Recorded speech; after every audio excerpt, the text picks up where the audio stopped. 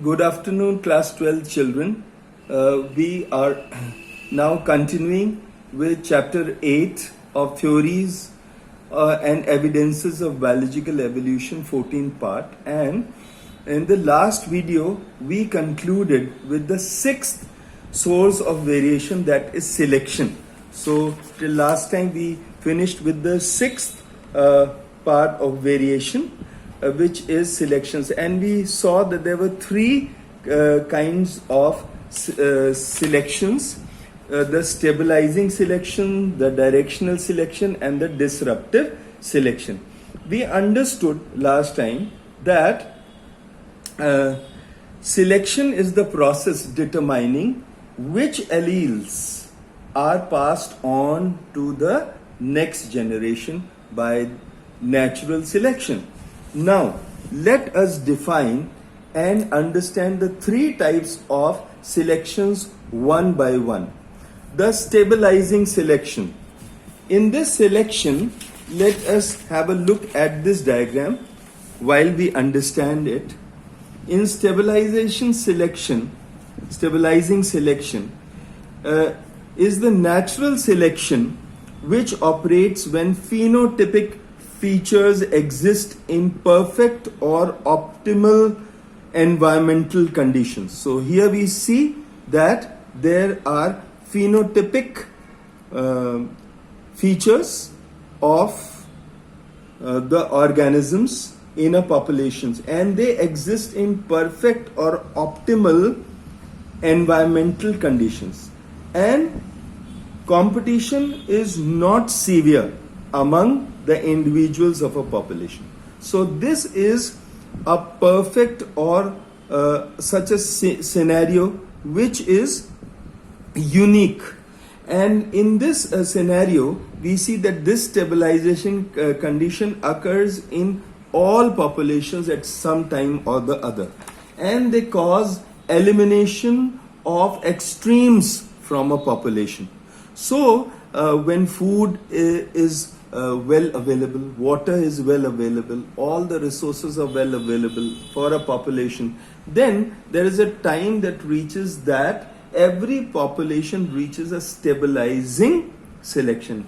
And we see that stabilizing selection pressures do not promote evolutionary change. When everything is stabilized and the organisms in a population, they are at ease, then they do not promote evolutionary change, but they maintain phenotypic stability. So we see here the peak gets higher, narrower, and it maintains phenotypic stability with population from generation to generation. So here in this graph, we are looking at the number of individuals with the phenotypes, and so in this we see there is hardly any change. This is stabilizing selection, a kind of natural selection. Now let us look at the directional selection. As the name suggests, in this selection of nature, the selection operates towards one direction. It moves towards one particular direction. This selection operates in response to gradual or slow changes in environmental conditions. So the changes are slow, they are gradual. It operates on a range of phenotypes existing within the population and exerts selection pressure, which moves the mean phenotype towards one phenotypic extreme. So this moves towards one direction, towards one phenotypic extreme. This directional selection produces a regular change in gene pool of a population. If you remember, what is gene pool? Gene pool was all the genes of all organisms put together in a population. So what we see in directional selection, it produces a regular change in gene pool of a population in one direction, which with respect to one or more specific characteristics. So this is directional selection. Now let us come to the third kind, which is disruptive selection. As the name suggests, disrupt means to break into or to crack into. This is the rarest form of natural selection. Previous two selections, they can occur more often, but this is the rarest. The disruptive selection is the rarest form of natural selection and is very important in bringing about evolutionary change. So we see there are two peaks formed, and what do we understand? Fluctuating conditions within an environment. There's an environment. The fluctuating conditions within an environment, possibly associated with seasons and climate, may favor the presence of more than one phenotype. So there is one phenotype, and the conditions of the environment, seasons, climate, they may favor another kind of phenotype, more than one phenotype within a population. Now what happens? The increased competition between the two phenotypic organisms in the same population, the increased competition may push the phenotypes away from the population mean. So this was the population mean. Now the increased competition between the two phenotypes push them away from each other, from the mean position. And this can split the population into two subpopulations. If gene flow between the subpopulations is prevented, each population may give rise to a new species. So if a gene flow between the two populations is prevented, a time comes that each population, this subpopulation and this subpopulation, may give rise to two new species. Now, let us look at another principle which is known as Hardy-Weinberg's principle. Hardy-Weinberg principle provides a simple mathematical model of how genetic equilibrium can be maintained in a gene pool. So what did Hardy-Weinberg propose? Hardy-Weinberg, he provided a simple mathematical model of how genetic equilibrium can be maintained in a gene pool. So using the genetic principles of Mendel, G.H. Hardy and W. Weinberg, they determine that the frequency of alleles and even the ratio of genotypes tend to remain constant from one generation to the next in sexually reproducing populations under certain conditions.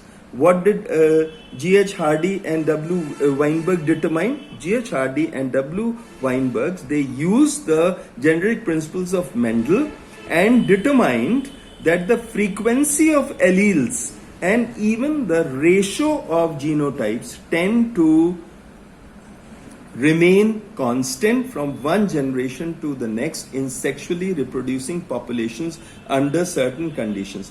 Now, let us understand the calculation of Hardy-Weinberg equation and this definition from this following example.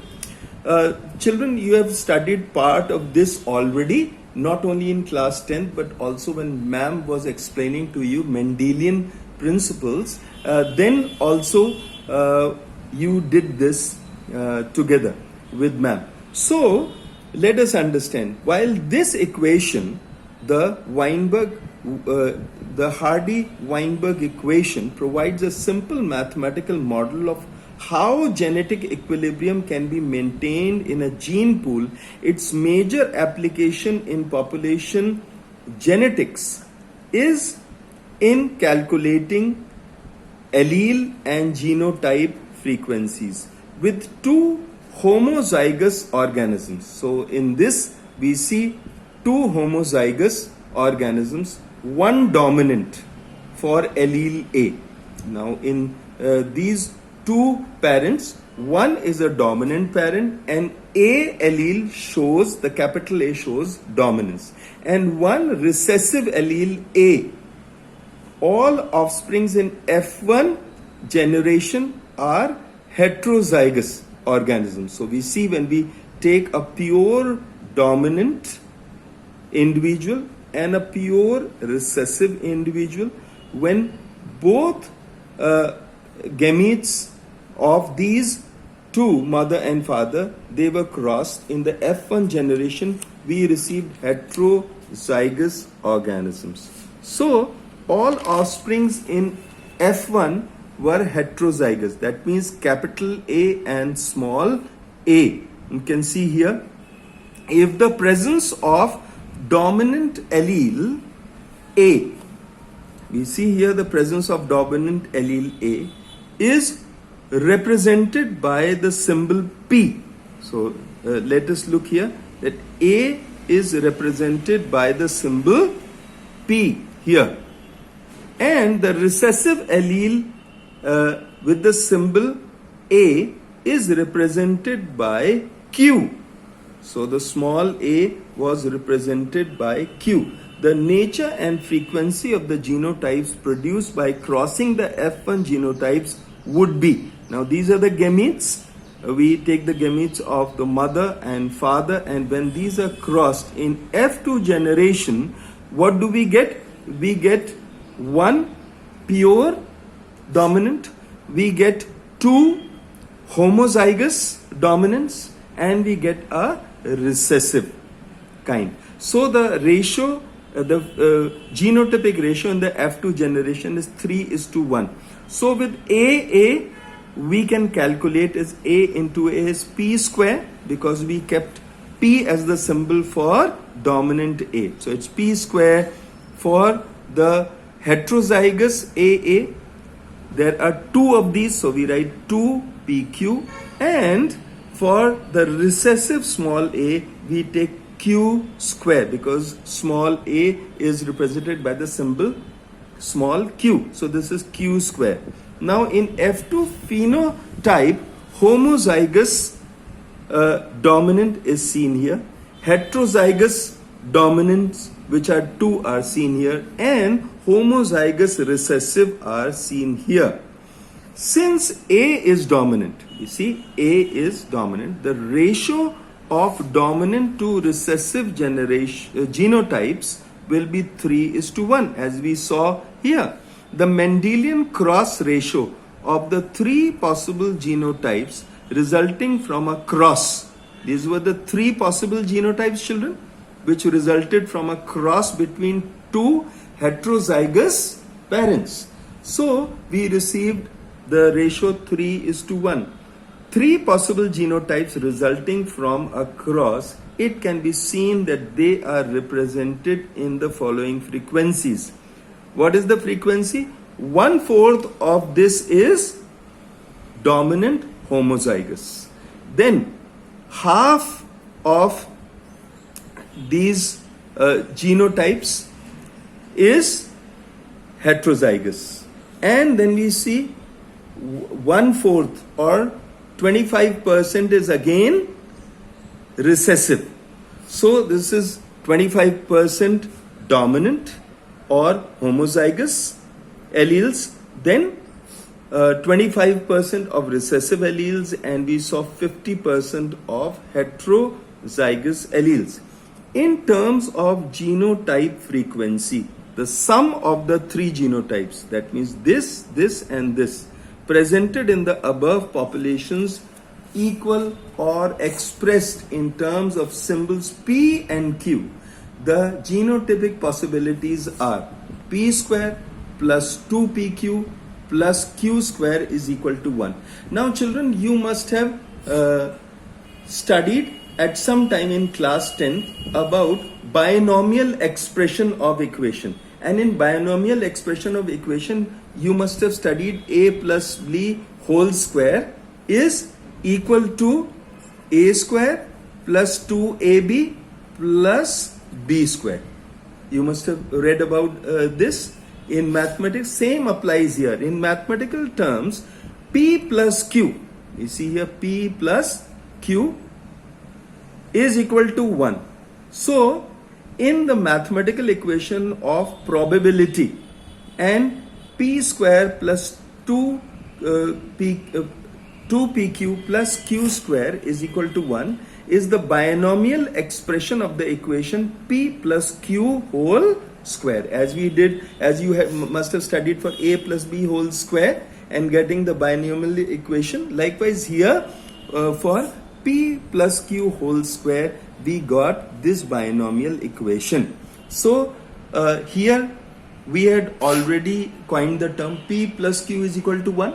Therefore p plus q whole square is equal to 1 into 1, which gives us the probability of 1. So the answer comes to 1. Now, the Hardy-Weinberg equation shows that a large proportion of recessive alleles in a population exists in carrier heterozygotes. In fact, the heterozygous genotypes maintain a substantial or good amount of potential source of genetic variability. So that is why Hardy and Weinberg, they determined that the frequency of the alleles and even the ratio of genotypes tend to remain constant. We see they remain constant. The constant is 1. They remain constant from one generation to the next in sexually reproducing populations under certain conditions. Let us quickly come on to Founder's effect. Now, what is Founder's effect? When migration of a section of population to another place occurs, we see the migration of a section of population to another place occurs. You can see in this diagram, children, that the migration of population occurs from this original population on to the new population. New place occurs, gene frequencies change. If you remember what was gene frequencies we talked about last time, gene frequencies was nothing but the different kind of alleles of genes which are found in one population. So when migration of a section of population to another place occurs, gene frequencies change in the original. Gene frequencies, they change in the original as well as in the new population, and these are lost from the old population. So when the new population at the new place comes, so these alleles are lost from the original populations and they come into the place of the new population. Sometimes the change in alleles frequency is so different in the new sample of population. Sometimes what happens, children, that the change in allele frequency is so different in the new sample of population that they become a different species. So they become a different species altogether. The original drifted population which has drifted to this new place becomes founders, and effect is called Founder's effect. So this new population becomes the founders. They are the founders of the new species, and this effect is known as the Founder's effect. Now let us quickly come on to the bottleneck effect.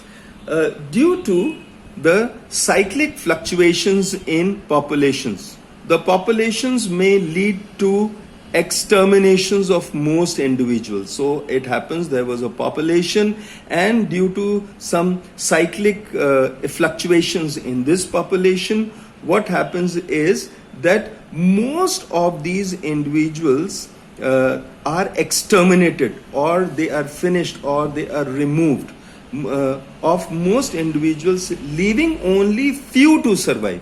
What happens here? Only few survive. You see this bottle?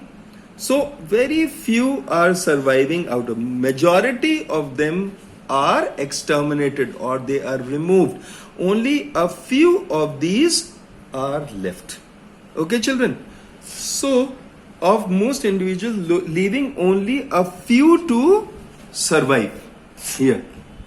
And this is population crash. What happens? This effect, when only few survive, is called population effect. Now, due to population crash, in some alleles may be lost in the progeny. Now, some of the alleles, they are lost in the progeny. That means the oncoming offsprings, causing reduction in gene frequencies. Now, what happens? The different kind of alleles, there is a reduction in gene frequencies and a loss of some of the alleles from the gene pool in a random fashion is called bottleneck effect. Therefore, when very few alleles are left, allele frequencies are left, or gene frequencies are left, then the loss of some alleles from the gene pool in a random fashion is called bottleneck effect.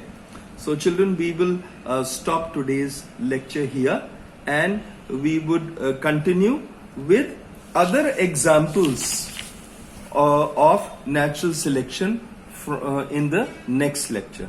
So till then, wish you all the best. Study well. Thank you.